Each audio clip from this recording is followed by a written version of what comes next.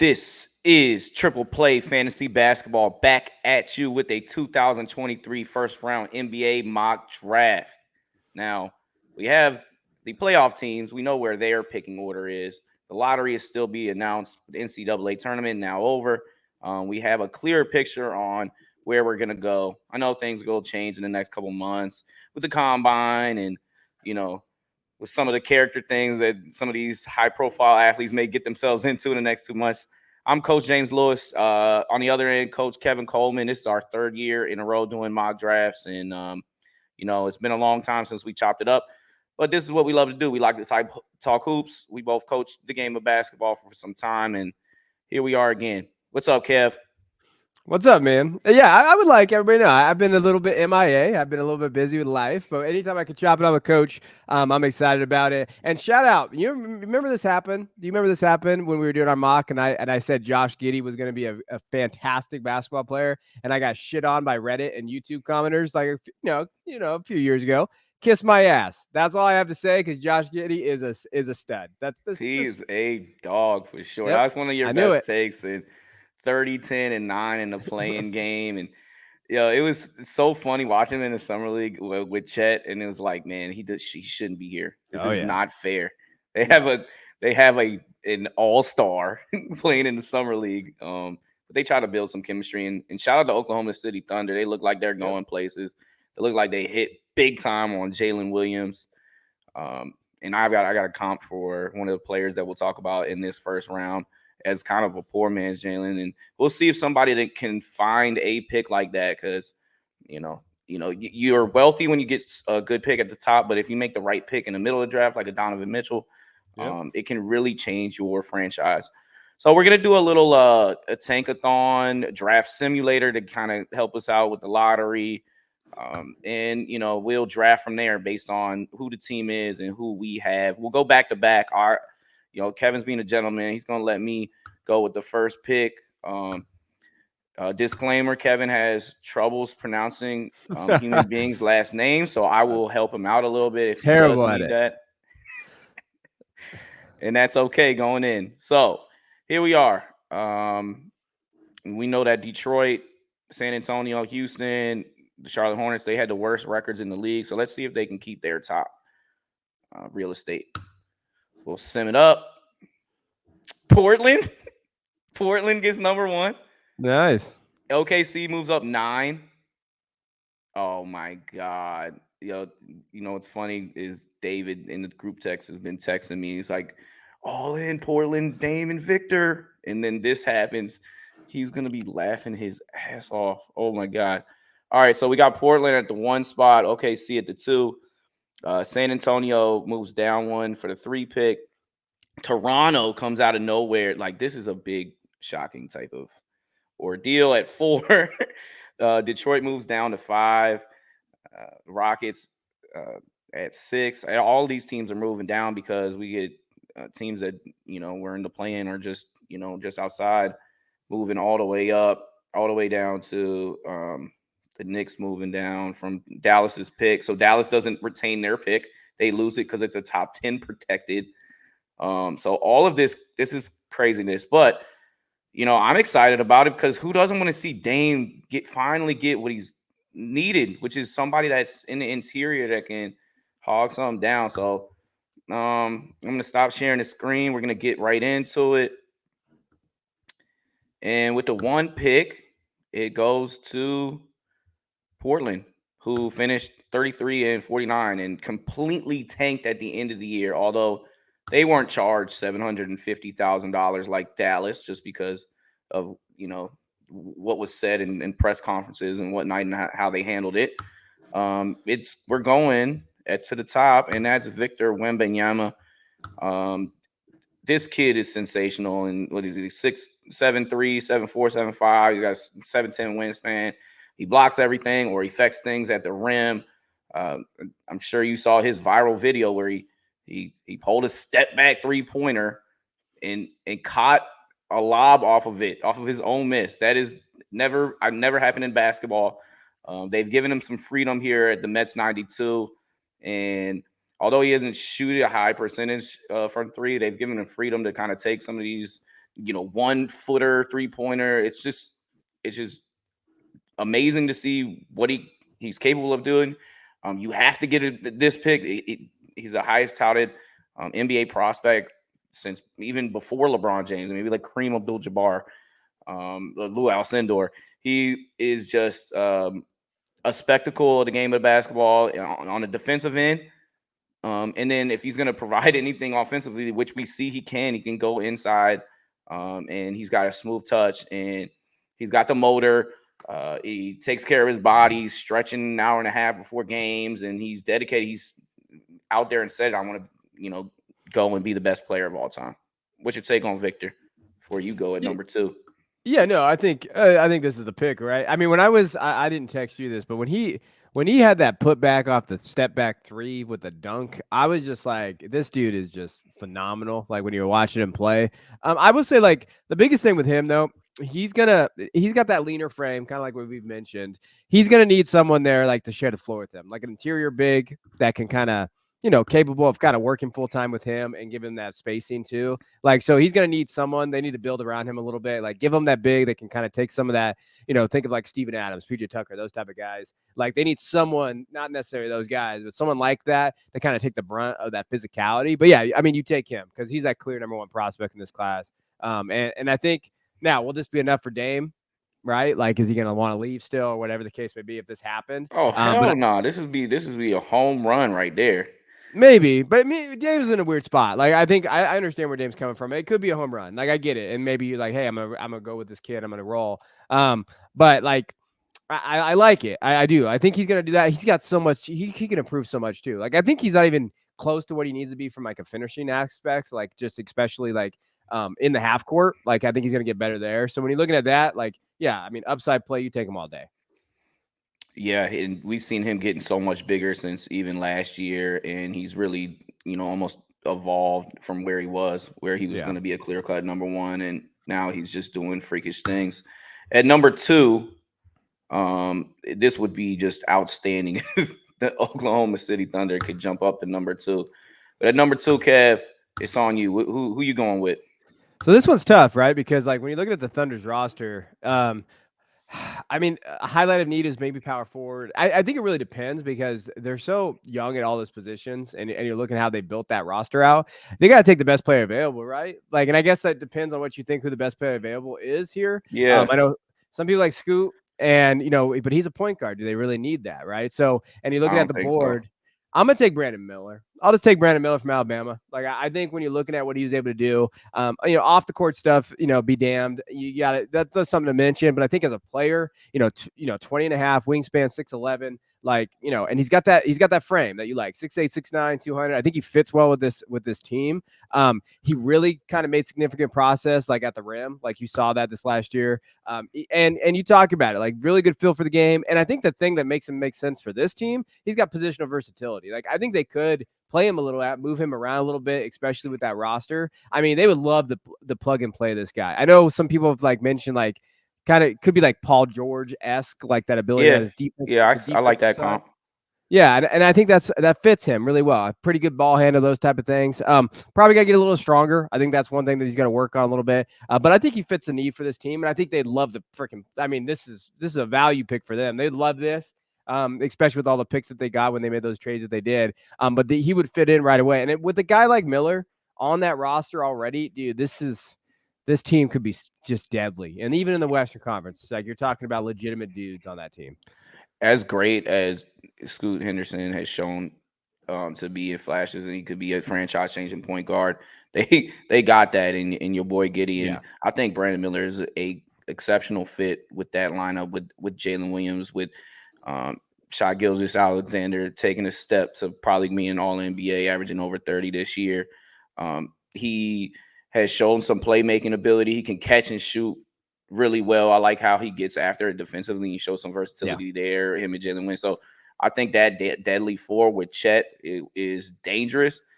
They are weak in the interior as far as strength is concerned, but I've seen pictures of Chet getting a little bit stronger. But that could What's be he doing out deadly. there? What is Chet doing out there? I Eating mean, some what else Twinkies? is he doing? I mean, he was out for the whole year. He's been lifting Uh, weights. all right. He's a If you dog. haven't seen us, me and Coach have been yelling about Chet for a couple years now. We like to give each other a little crap about Chet. That's my man. He's gonna come I know. back.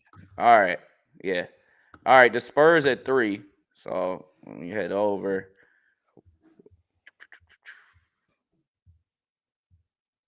I don't even have my number up. All right. Well, the Spurs, we know they sucked. They were terrible this year. They won 22 games.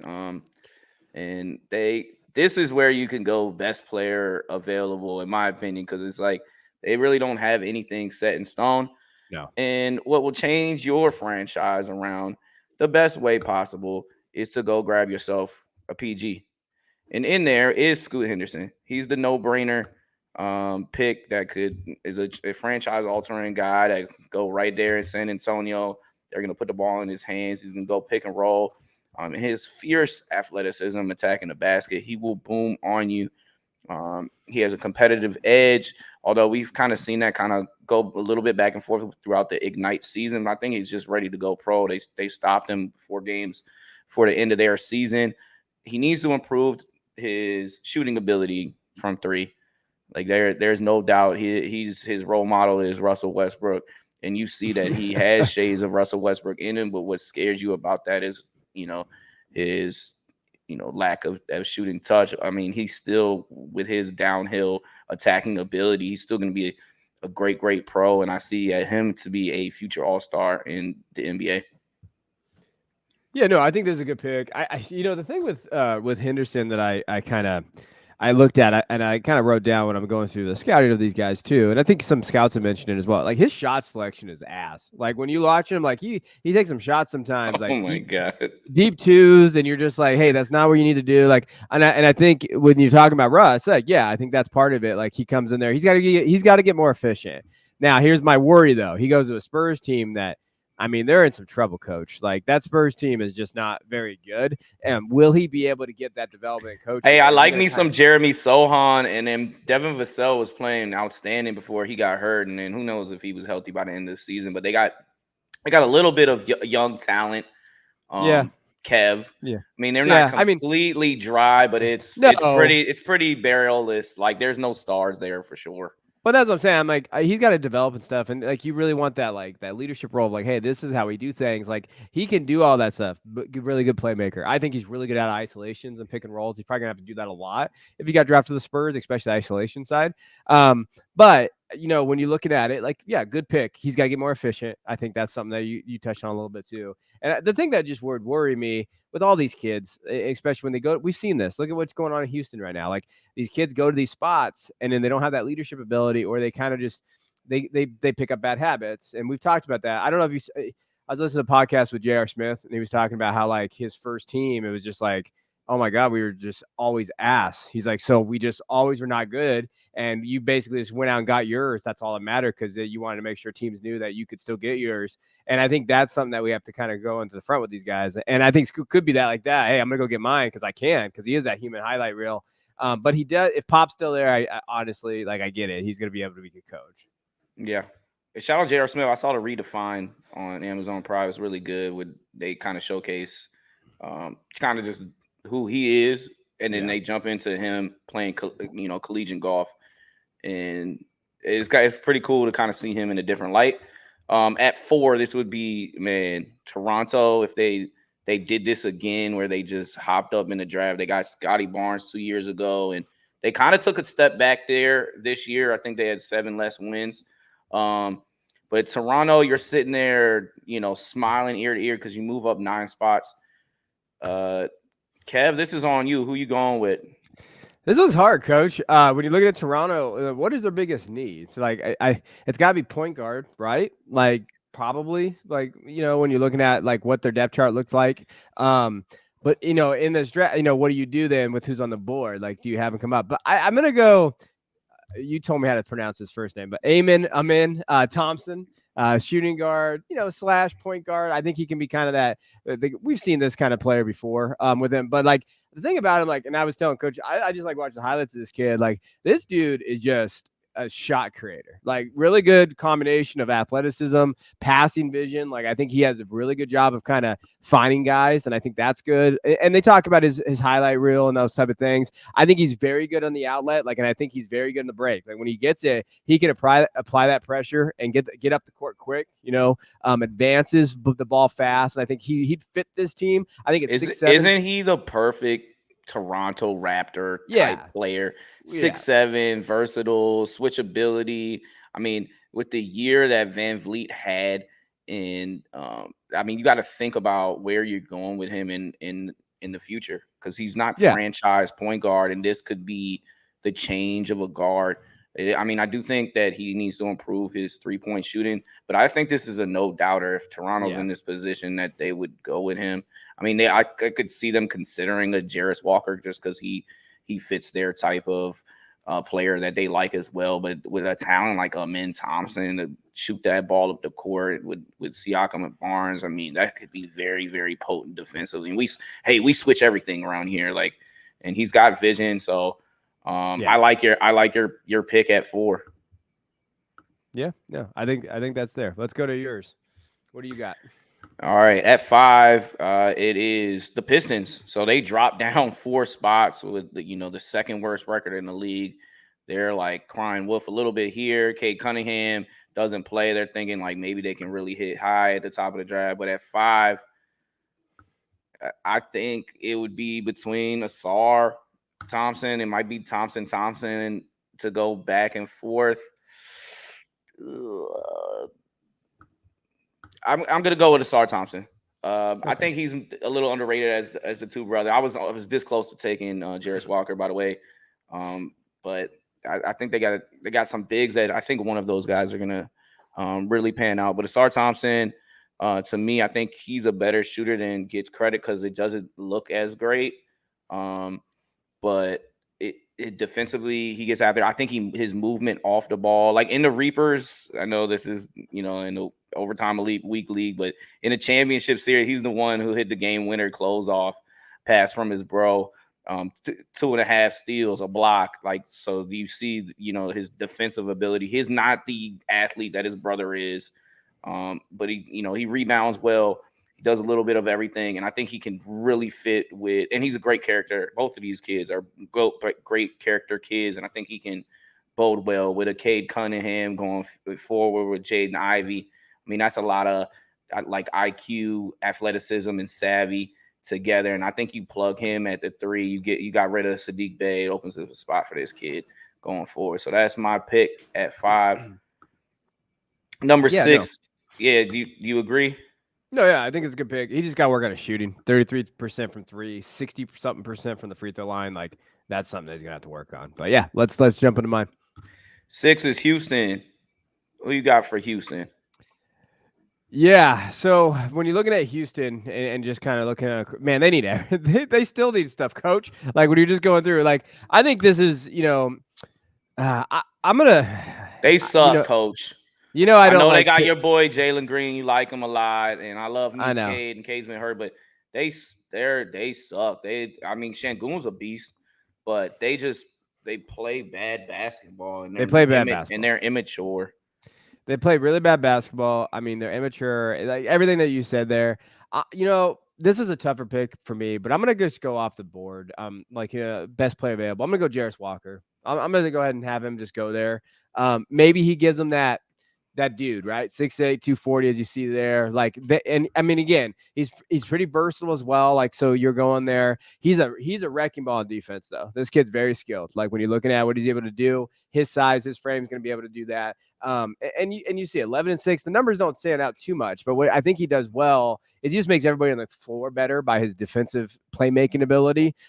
Really good out of the short roll too. Like I think he fits whoever they bring in there. I think he could fit with these ball handlers and stuff like that. Be good on the offensive side. Again, not going to be a 3-point guy, but interior scoring, athleticism, really good feel for the game. Could give him that presence that they need, kind of that maturity. And he showed to be pretty mature at his level. So give me that interior guy that can kind of be that guy inside, because this team does need a lot of stuff like you talked about.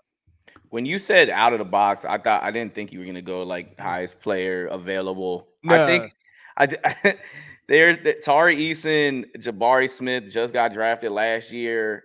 That's a lot. That means that, I mean, I know Jabari Smith had a rough year, but that's a lot of players playing the same position. I may have went with an Anthony Black here, but since you left him for me, like I would almost like Jarace Walker better with the Hornets because that's who we got here in the simulator. But I'll take Anthony Black, who um, is a really, really good defender. He gets after it.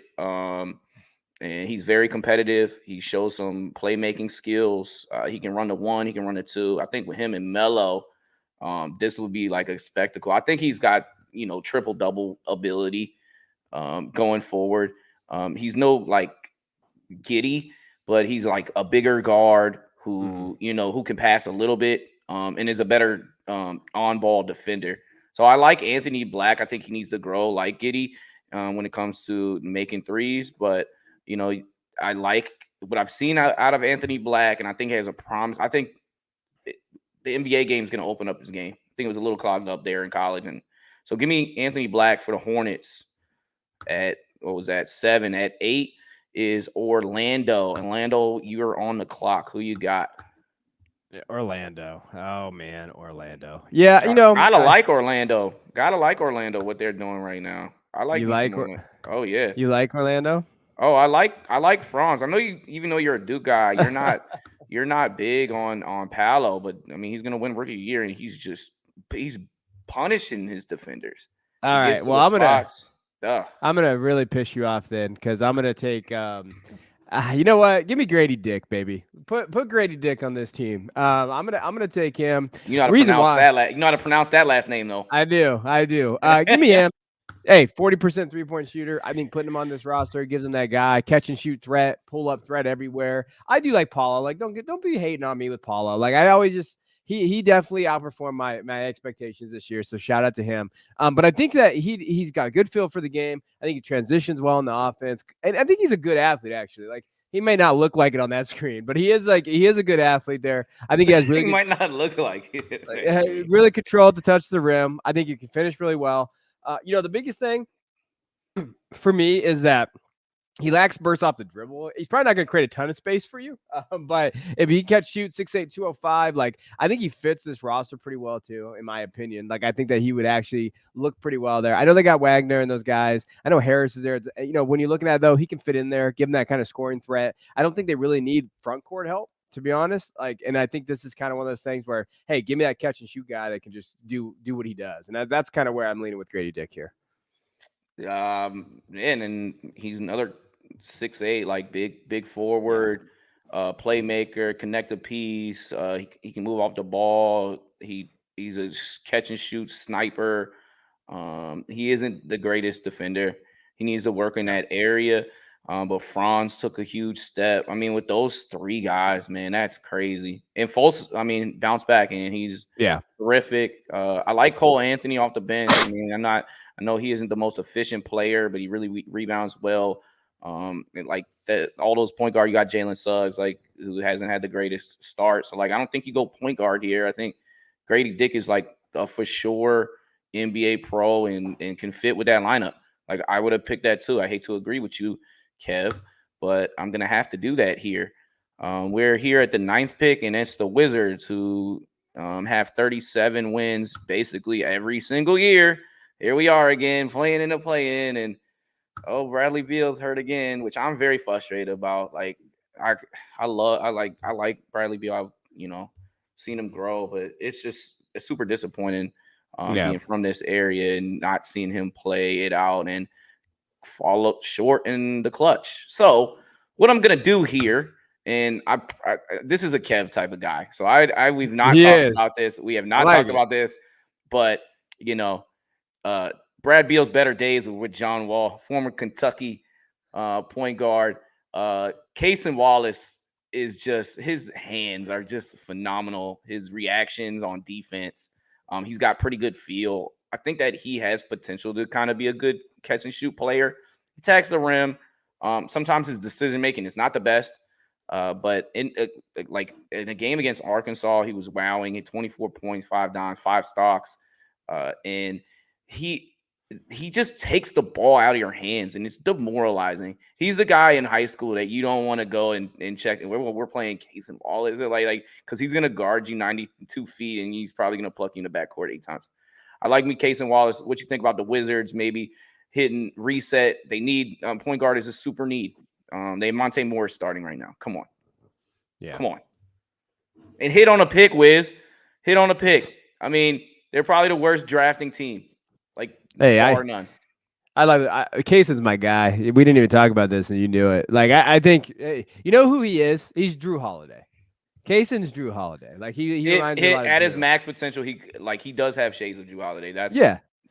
We like that. 100%. Can't really shoot off the dribble, but this dude, he's gonna straight up he's that dog. Like off ball defense, on ball, feel for a game. I think he can catch and shoot.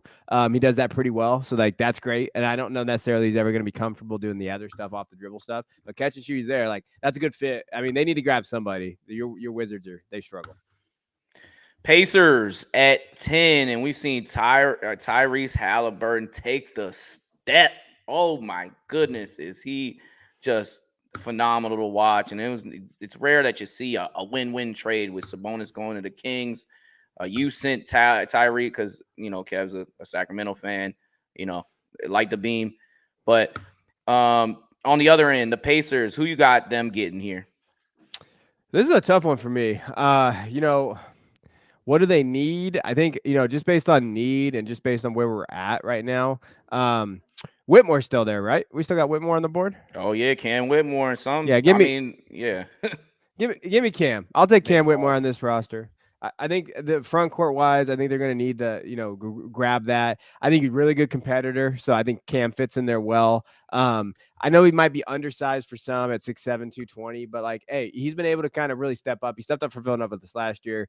I think that when you're looking at it, like, I think that he can become a mismatch like guy, especially at the NBA level. Like, I think he can be quick enough to get out by his bigger defenders overall. Like, and I think he fits this roster. So like, this is more like a roster fit. I do like him. I'm not as high as some people. Some people have him pretty high. I saw in their rankings. But I think he's just really good flow guy, really good just dude, positional versatility again. I think he's really good passer, can really spark kind of defense and transition on offense as well, because I think he's a really, really good defensive rebounder. He tracks misses really well, gets up the floor. So give me Cam, fit, team need, just best player available. Yeah, he's bully. He fits in. When he played Team USA, he shot lights out, and it was the first time in his career that he was shooting at a high level from 3, and he really just, 19 points in 17 minutes per game. Like, it was amazing how he was playing, but then he kind of came back to life for Villanova. But when you come back from an injury, you missed the first part of the season, it is difficult to get your footing going. Villanova loses Jay Wright. They lose a little bit of leadership, and they had an off year. He didn't have his best year, but he shows promise, and I think from the defensive versatility standpoint, this is what you're looking for in the NBA, and he could bode well playing with a Halliburton and Ben McLemore almost said. Here we are. So my pick, I got 11, Jazz. So the Jazz were supposed to be horrible this year. They made a fight up until like the last couple of weeks of the season. This pick that I'm going to go with, and this is 11, Utah. I'm going Nick Smith Jr. Didn't have the greatest season. He was touted. He was supposed to probably get to go top 5 pick going into the season. It was up and down. He, much like Cam Whitmore, came in off injury, and it was hard to get his footing going. But I just like his ability to create some separation. He reminds me a little bit of some James Harden with some of his offensive skills. I saw it against Georgia where he had 24, against Kentucky where it was him and Cason Wallace showcase. He had 25, 3 rebounds, 6 assists, 4 steals. There's a lot to like about Nick Smith Jr., and I'm not writing out on him. So Utah Jazz, they're looking for somebody else to kind of be a star to fill in for Donovan Mitchell. And I think this is the perfect guy to go and take a risk on, even if his rookie season, his freshman season, wasn't the greatest. All right, Kev. We're here at 12, New York Knicks. Oh, the Knickerbockers. The Knickerbockers. That's my guy. Nobody calls them the Knickerbockers but my grandpa and Kevin.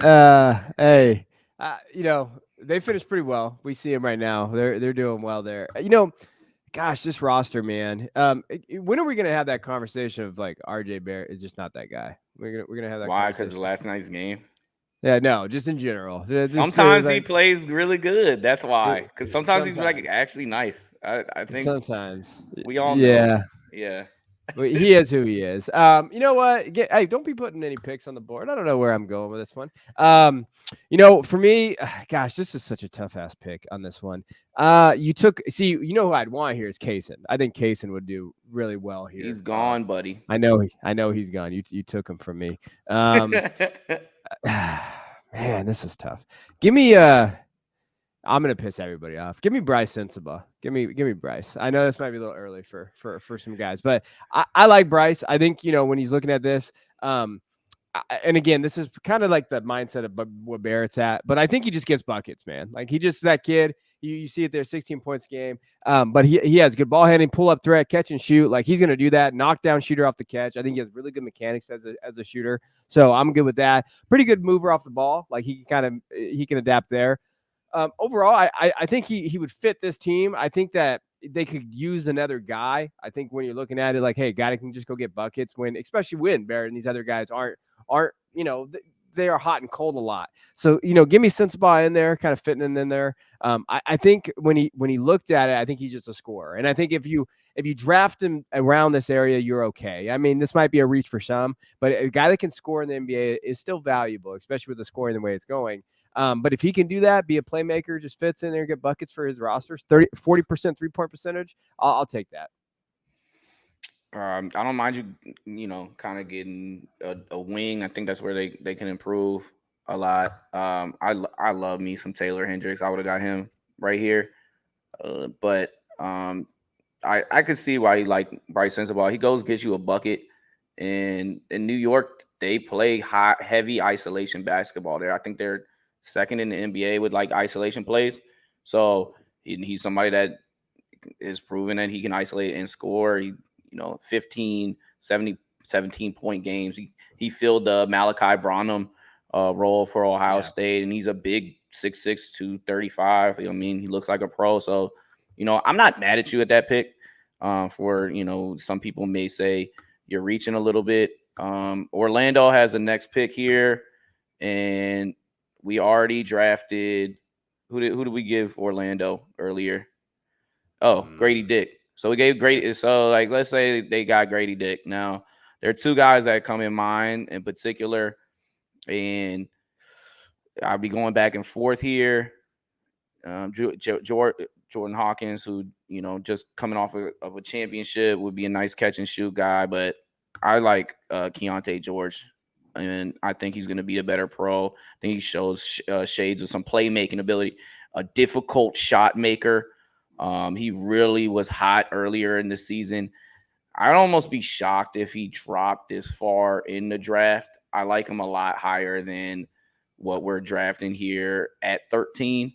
And maybe not a lot, but I don't see it dropping this far behind. But this would be the final lottery pick, and for Orlando, get some shooting in there to add with Paolo, and then if you get Gradey Dick and Keontae George, you got, to me, two of the best shooters in the draft. And man, I would really like to see Orlando going forward and all of that young talent. So give me Keontae George.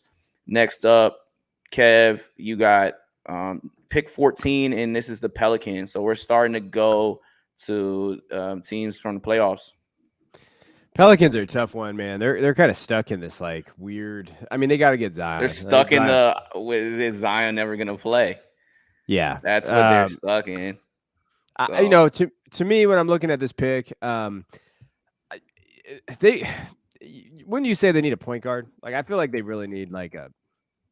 Well, I know CJ McCollum has had gripes about he wanted to really be the point guard, but they've kind of done that by committee, and they haven't really given him that point guard load that you kind of almost expected here. So, I mean, I Yeah, kind of agree. And Jose Alvarado's not your like traditional, point guard here, but it all depends on. And then they did point Zion too, and Ingram has a they whole did. lot. So I mean, they don't have that traditional point guard. So who do you got? Yeah, I'm gonna go. I'm gonna go. I'm gonna go. I'm gonna reach a little bit, but that's okay because you took my guards off there. I'm gonna go Jalen Hood, Schifino from Indiana. I think when you're looking at him, I think that I know when you're looking at him as a prospect, I know people are gonna say his shooting. So when you're looking at his 3-point percentage wasn't great, really inconsistent. I think, but then there was days where he really kind of did well. I think he fits this roster though because he's a guard that's going to just be that cerebral guy. Like I think he's really good in pick and roll. I think he'd fit with all of these guys in terms of what they're trying to do. I think he's a playmaker from mid range as well. But I think he fits this roster because I don't think he necessarily needs to get a bunch of shots off. Like he's not gonna be that guy that needs to go get the especially with the shooting and it's like inconsistencies there.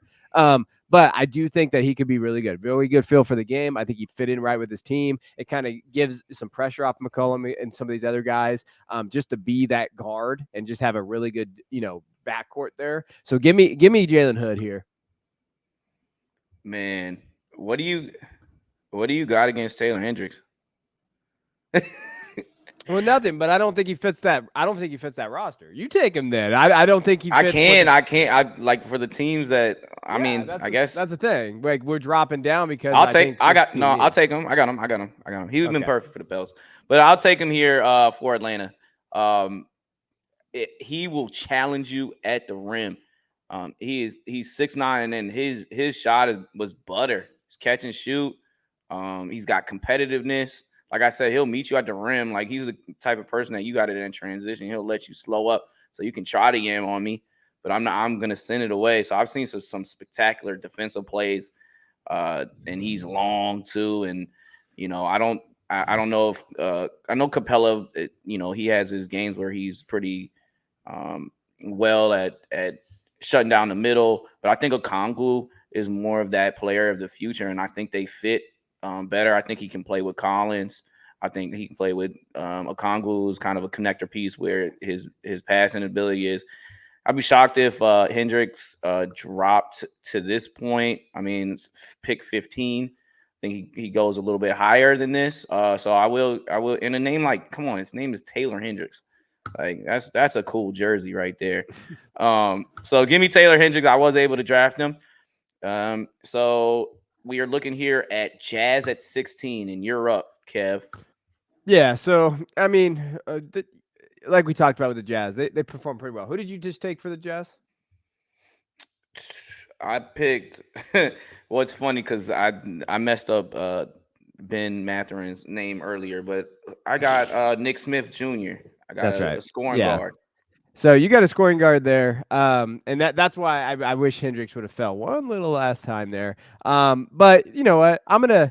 Yeah. Oh, this one's tough. What am I going to do with the Jazz with this? So you took their scoring guard. I could easily go with Jordan Hawkins here because I think he's just a straight hooper. I'm going to go. You know what? This is terrible video, but I am gonna go Kris Murray. This is Give me no Kris cuts, Murray. by the way. We're I doing know. this. Give me Kris All right. Murray. Give me Murray. I'm All gonna right, the take him lefty here. twin. Yeah, give me Murray here. I think he fits the roster pretty well. I like him. You see there, 27. His 3-point percentage could be a little bit higher. I think he fits really well with them, especially with now. This is baked on who James took earlier. I think they fit well together, play well together. Good kids. Put him in there, power forward. I think he'll help. In terms of that front court, what you're looking at. But he just gives them that solid piece. I like Murray a little bit more than some do. I liked him at Iowa. I thought he played well, and he's pretty polished as a player too. You're not talking about a kid that's going to need a lot of development. I think he's pretty polished, and we know what he is. I would. So you mentioned Jordan Hawkins, and I think that the Jordan Clarkson experience is gonna run short soon. So I think I would have gone there with Hawkins, but I'm not mad at you with Kris Murray, who's to me is been rising for a reason and kind of fit in his brother Keegan's role, and he played really well this year. Yeah. Lakers, somehow I got the DC pick and the Lakers pick, and for me, I love Jett Howard. And obviously he comes from great stock. being Jawan's son, and Jawan and LeBron are, you know, are bros to the death of it, and he's gonna know a little bit more intel. Offensively, the kid is a bucket. He's a gamer, where you would like to see him improve, and he's got good size, 6'8", 215. Who knows if he's done growing or not? Where you like to see him improve is on the defensive end. Sometimes he just seems like he gets lost, and his lateral mobility isn't the greatest. But I think Jett Howard is a good fit alongside the Lakers and LeBron, and I think that's one of their weaknesses is their depth as far as on the wings. And so the Lakers pick at 17, they get Jett Howard. As a LeBron, lifer and truther and fan, I would love that pick at 17. At 18 is Miami. Yeah, and Miami can go a bunch of different ways here, but I can't let him keep. It's tough, actually. No, you know what? Give me is it Rayan? I always mess up this name. Rupert. Give me Rayan Rupert. Oh, whatever. All right, I got it close. No, I think for him, 6'6", 192, they really need help. I almost went with the Hawkins here, but like to me, I think Ryan's more of a Miami pick because I think his defense is one of the best perimeter defense. Yep. He's one of the best perimeter defenders in the class when you're looking at him. So ability, kind of off ball defense, on ball defense. I think good ball handling. I think for people out there, I mean, he had an injury, so he broke his wrist in November. I think overall streaky shooter, but I don't necessarily think they need that right now. I'm Miami. I think he could show flashes of being that just all around guy. He feels like a Miami guy. Plus, he has a 7'3" wingspan. Like this kid is big. He's going to develop, and he has a lot of room to grow. If you can get this kid late, like in this area, I think you're excited about that because of what he could do moving forward. So give me Rayan here for the Heat's roster. All right, I can see the intrigue, but I think it's kind of the Usain Jolt from last year a type of intrigue, and they play for the same team. I just think that there's questions with the shooting ability, but I can see the upside, especially from a defensive standpoint and his motor there. So I'm not mad at you.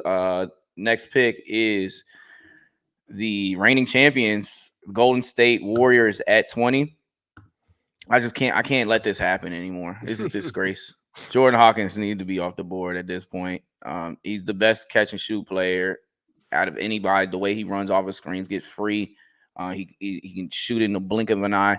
I had the pleasure to coach against this kid when he was a sophomore. He's from Gaithersburg, Maryland. He played for Gaithersburg against my alma mater in the regional championship, Richard Montgomery, as an assistant coach. And I seen him as a sophomore be one of the best players on the court. And DeMatha would steal him and groom him, and he's just grown each and every year since then. He loves the game of basketball. He's a student of the game. And, 89 from the free throw line, 49 from the three-point line when they're drawing up plays, and the other teams know that these plays are happening, and they know that he's coming to come off screens. In Golden State offense, this is perfect. I mean, who knows how long Jordan Poole is going to stay in there. He had an off year. We already know he got punched in the face by a teammate. But J-Hawk is who I'm getting at 20. I think that's a steal for the Warriors, is coming in there and fitting that system. At 21 and 22, it is the Nets pick. So you're going to get the first Nets pick, and then I'm going to get the second as they got obliterated by the 76ers. But they, looks like Mikal Bridges is the real deal, that he actually gets some offensive opportunity. And, it's not. Oh, and they got your boy. Who they just shut down for no reason. Ben Simmons. Nah. I don't want to tap into that. You can go check the files on the best players under 25. One of us said that he was the number one player. The other guy on the other end who's speaking right now said that is crazy. But Kevin Coleman, who you got with the Nets at 21? Yeah, I'm gonna take the easy pick, and I'm gonna make you take the harder pick because I'm gonna go with a guy who was originally a top recruit in the 23 class, and he reclassified. I'm going to go G.G. Jackson out of South Carolina. And I think with 2 picks in the first round, I think the Nets can afford themselves of taking a swing on upside.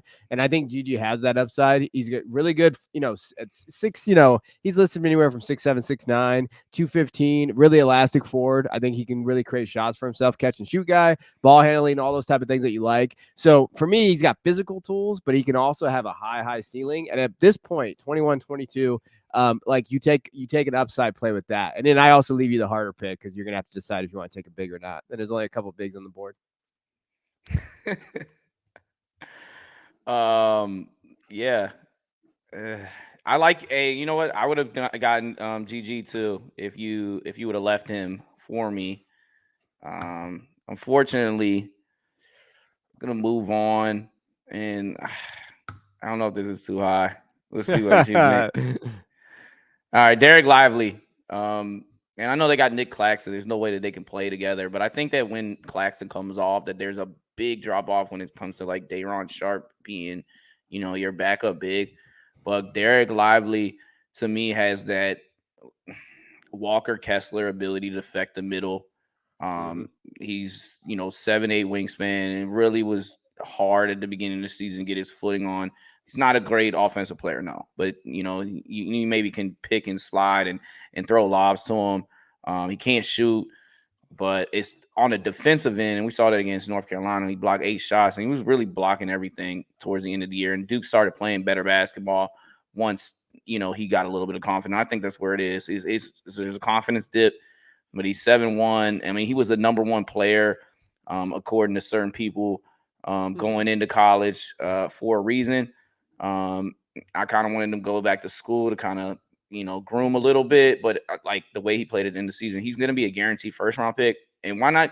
If you're the Nets, you're not winning now necessarily. Get him. You already got Mikal Bridges, one of the better perimeter defenders. If you go GG thinking an offensive talent, give me Dereck Lively. Yeah. No, that's why I picked him because I wanted to see if you were going to pick Dereck or not. As a Duke fan, Dereck came on at the end. I think he was playing, he played against really crappy competition in high school. When you watch some of his tapes, you're like, man, who's he playing out there? And I think he had to get enough there. Pennsylvania basketball is not known No, necessarily it's for that. not. And when you watched it, you could kind of tell there. I thought he did better down the stretch of the season. But you know what? You know who he reminds me of? He reminds me of a fellow King. You remember our boy Willie Cauley-Stein? Yeah, he I feel does. like I mean, he's tall and light skinned, but yeah, his he's play got that. style, coach. I'm not talking about what Yeah, he looks like. Like it just, I just I don't know. player comp's always in that way somehow. But yeah, go ahead. I just don't know what he is offensively, right? If he can be like a 10 guy, 10 and 14, then you're excited about that. I think just offensively, he really struggles. And I think that's the big thing with Lively. Now, this is a good spot for him though, because I don't know if necessarily if he needs to be an offensive guy, right? Like, and they need that help. They need that shot blocking, that guy on the defensive side. So that's why I think it's a good pick. But yeah, I think that's the biggest thing with Lively. All right, Portland on the board next at pick number 23. Yeah, so they're taking over the Knicks traffic. So when you're looking at this one, and overall, this was the Josh Hart trade, by the way. Josh Hart trade. This pick. Go ahead. And when you're looking at like who's on the board and how that looks, and they grabbed our guy Victor, right? They had the first pick, so this can be kind of wherever you want to go with this one. So I'm gonna go. When we think of like who they have on that roster and what they're looking for. I'm gonna take, and you're gonna give me crap. But I'm gonna take Colby Jones. I'm gonna take Colby. I like this kid. I think that he's really good. Like, and I know some people comped him to Malcolm Brogdon a little bit. Like, I think he has NBA ready. Like, if they're gonna compete, they have Dame out there, and they take Victor in that first pick, and they have all those areas. I think, hey, he's good pull-up threat, really good at catch and shoot situations. I think he's an intelligent player. He fits well. If they want to compete right away, Colby makes sense in that roster. Hey, I'm going to plug him in. Can go win now. Defensive ability and offensive mind. Like defensive guy, we're going to go win now. We have our two playmakers, and Colby isn't going to be asked to shoot a bunch in this roster with Dame, Victor on that roster, and so forth. So give me Colby as a plug guy, as a win now piece. I'm not terribly mad at you, and I really didn't get it going in, and I spent a little bit more time looking at him, and like from the Malcolm Brogdon thing, I think it's just like he's just a smart IQ basketball player and really affects things. We saw it against Texas in a tournament where he had 15, 7, 6, and 2, and it really was like that's all he did because he controlled the game, start to finish, 6'6". And junior going in, and if they're in win now, like it's a sensible pick. I can't be mad at you. as far as that's concerned. The Grizzlies now at pick 25. Now we all know that the Grizzlies really haven't missed on many picks in the past, and they've been drafting similar positions recently ever since Ja Morant. Wait a minute. Did you miss my Kings? Kings at They're 24. Yeah. Oh, I guess Come I on. just chalked it Don't up. Don't be I hating on got my to get Kings. your pick. I got to get your pick. Yeah. All right, so I got to switch mindsets right here. So who would the Kings pick? They usually pick terribly. Okay. So Listen. outside of Swiper, they got a little lucky here. Let's see. I think Maxwell Lewis is the pick for them. That's a good pick. And they're gonna try to strike gold. Like I mentioned earlier with a comp to Jalen Williams, with like little mid-major action here. His name was hotter earlier, and people were talking about flirting with him in the lotto, but a 6'7", 17 points a game. He can catch and shoot.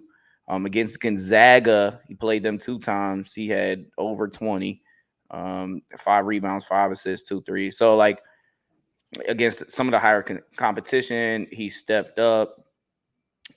He's just got a pro mold and what people look for, and like what they say is a 3-and-D. But I think Max Lewis for Sacramento is the pick to kind of back up some of the, Keegan Murray and maybe Harrison Barnes.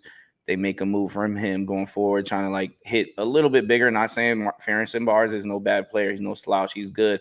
But eventually, like you're going to try to take another step. Like you finished 3rd in the West. Like you want to use maybe some of the contracts and some of the your better players to improve your overall roster. And he could be like kind of a replacement going forward. Yeah, no, that's a good pick. That's where I would have went to. All right, I'm at 25. Now right? you're driving the Grizzlies, and you are supposedly going to make a really good pick here at 26. Well, shit, we'll see. Give me a Dookie. Give me Whitehead, Dariq Whitehead. I'm gonna take him. That's who I would have gone with too, man. I think we don't really know what Whitehead is yet, because I think he was injured. He came on a little bit at the end, shot 40% from 3-point land. I think really good on-ball scorer, really good defender. And I was talking to him, and they were talking about being like Lance Stevenson light, like those type of things. And I think that's a pretty good comp. 6'9" wingspan. I think he fits really well on this roster too. And I think he's kind of a Grizzlies player. Like when we watch what he can do and kind of how he can build around that team, I think he's a good compliment with John, those guys that are there. So give me Whitehead. And you don't need anybody. Like they're already, the second best record in the West. Like maybe you can get somebody that's going to develop later on. Like they got Williams from Stanford a couple years ago, and he's still kind of growing into his own, but he still has big potential. And I think that's what Dariq Whitehead could be going forward. And look, I know Dillon Brooks is their guy, but I think if they're going to win a championship, I think Dillon Brooks has got to go eventually. He can't be having playoff games where he's shooting more than Ja Morant. Like I know he's your pit bull on defense, and he's frustrating, he's annoying to other people, but he just shoots too much. And so like you're going to have to find who is that answer at the small forward position. And Whitehead has shown that he's got some beef on defense. I'm not saying he's the answer right away, but like you can kind of pick him and like, develop him in the G League and see what turns out. Cause he was supposed to be a top 10 pick. He was supposed to go top 8. Like he was supposed to be this good. And I thought that for Mount Vert, that it was just a no brainer that was going to develop. And he just had a rough year. So if you're in the position here at 25 and you're already damn good, this is where you roll the dice and you get the best talent available. All right, 26, the Pacers. And I really don't have my mind set up for this pick, but I think I just did. Figured it out, and it's Noah Clowney, Alabama. So Brandon Miller was one thing for this Alabama team, but Noah Clowney quickly proved that he is a pro. 10 points, 8 boards, 6'10", can't shoot. Can't shoot, but he rebounds at a high level. And he can switch at 6'10". And defensively, he's a little bit of a wrecker. Like he's not blocking a bunch of shots, but he can stick with you. Good motor kid, but like the shooting abilities are question marks, and I think that's where you sit. But like for the Pacers, they obviously don't believe in Smith going forward. Like that, you're looking for somebody to kind of help fill a Sabonis role, and they're kind of playing it by committee. And Noah Clowney could be a winning piece in this new Tyrese Halliburton era. Yeah. Yeah, that's a good pick. All right, I'm on the board, right? 27, and then some Hornets. I really want to take this kid, but I'm gonna just jack up his name. Sidy Cissoko. Sidy Cissoko. Yeah, City. See, I was close. You love the French, huh? You love You love the Frenchman, Hey, huh? I'll take this kid. I think, physical presence, 6'7", 200, 6'8", wherever he's at. When you're looking at him, he's got to improve his 3-point percentage. But I do like him. I think that, when you're looking at him, playmaking ability, I think he's intriguing. I like taking players at the end of the first with guys like this upside. Like, what do you, where can you grab them? Like a lot of these teams at the back end, they don't need necessarily a ton. But I do think that he could kind of give them that, slasher at the rim, competitive on-ball defender, those type of things. So give me Sidy. Sidy, that's my guy.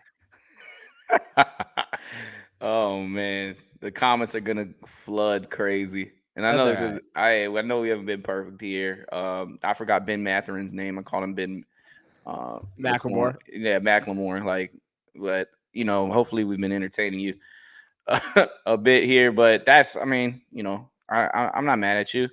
I may have gone with his G League Ignite teammate Leonard Miller just because of the team concern, because they're trying to find Miles Bridges replacement. Who knows? That guy might come back, but no, I like City a little bit better, even though Leonard Miller's numbers are better. He's a better rebounder. I like the movement. I think the potential is stronger here, and this is kind of what you're looking for at the end of the first round. So no, I'm not mad at you. The Jazz, though, Jaime Jaquez. And I did that too because I know you probably would have chopped that name out, even though you're over there in California. Jaime Jaquez is a pro. He does a little bit of everything well, and now he's got the ball in his hand this year, and Jaquez has kahunas. He had 11 games with 20 plus, kind of playing that alpha role. He slashes a little bit. He's okay. Like, he's an all right defender. Like, he can do fine.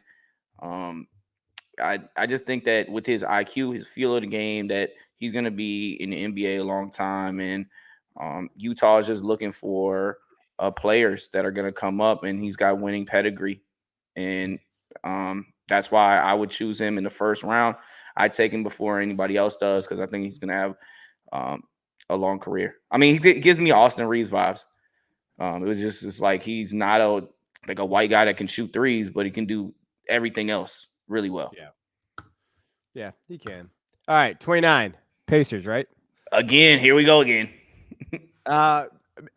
We can't let him slip this far, right? Leonard Miller, we can't let him slip this far. Like, we can't let him get out the first round. I know it might not be a need, but I'm gonna take him 6'10", 210. I think that big. No, well, and I just went Noah Clowney too. So like, it's like you get both of them. Like, maybe one of them a hit. Yeah, and I think for me, like, big man with guard skills though. Like, I think Noah, he fits that one role. Like, they could probably play together. To be honest with you, when you're looking at that, I know the 3-point shooting's not there for Miller, but if he can develop that, I think he's still learning how to play the game too. So again, upside pick at this point. I think at this point too, you just take guys like with upside, and you still have them for value, and you can move them around. Like, there's areas at the end where you can moneyball this, and I think NBA teams don't do it as much, but I think they can. But I'll take him here, and I hope he hits that upside, and I can kind of use him in different ways. All right, Clippers. And then I'm here at the last pick in the first round. This is how we close up shop right here, heading into the hour mark. Man, going back and forth. Do I get Andre Jackson, connected feed, maybe play, kind of quasi point guard in there with Paul George and Kawhi? I kind of like that. I think he affects the game without having to score. Shooting liability, those two kids shoot. Marcus Sasser, I like him. But I got to go Trayce Jackson-Davis. So I think he's just the most underrated prospect. He's been just murdering college basketball for the last year. Like, at certain point, like production, I know he can't shoot, but like he is athletic. He can go catch lobs, and he's he can run some of that DHO action. Like you put him Yeah. in a DHO, he makes a good play because he has playmaking ability. He reminds me of Sabonis a little bit. Like he's not that type of talent, but he like that's what he is at the college level, and he's just murdering with the numbers. Like he's got some of the best lines that I've seen in college basketball in some time, and it's not all numbers produced. And I know he doesn't like literally didn't even shoot a three, doesn't shoot threes, but I think that he with his defensive ability, I mean, he's getting a steal and 3 blocks, and his range as far as how he can catch lobs on a screen and roll, but then you can put it in his hand. He can create some separation for shooters. Go get him. I think he's just a solid NBA pro, and maybe he doesn't fit the Clippers lineup with Zubac and all those wings or whatever. But I just can't let him slip any further. I like him a lot, and Dale Davis is his father, so he's coming from, you know, a good bloodline, and that's who I'm going with. I couldn't go out the first round without getting my boy Trayce Jackson-Davis drafted. That's a good pick. No, I like that pick. No, this was fun. I thought this was fun. Hell yeah, brother. We'll do it again. And who knows? Maybe we might do another one before June, and then we'll have to definitely get back to it next year, because this is gonna be an annual thing with me and you trolling Yep. each other, seeing which ones hit, which ones don't, getting credit. But it was good chopping it up, good talk. It was crazy how things played out in the simulator because we had done it kind of a simulator right before, and it was chalk. So like they gave us a curveball with Portland getting one, OKC jumping up, and so we kind of really had to think on the fly. Yeah. For Coach Kevin Coleman, I'm Coach James Lewis. I appreciate all of y'all on the other end. If you tuned in, 5 minutes, 10 minutes, hit that like, subscribe, and and comment. We comment back. We don't always make the right decisions here, and we like to hear from you. But just don't be belligerent. You know, drink a couple waters before you say something. Kevin doesn't like bad comments. All right, All y'all. right, for Triple Play, see ya.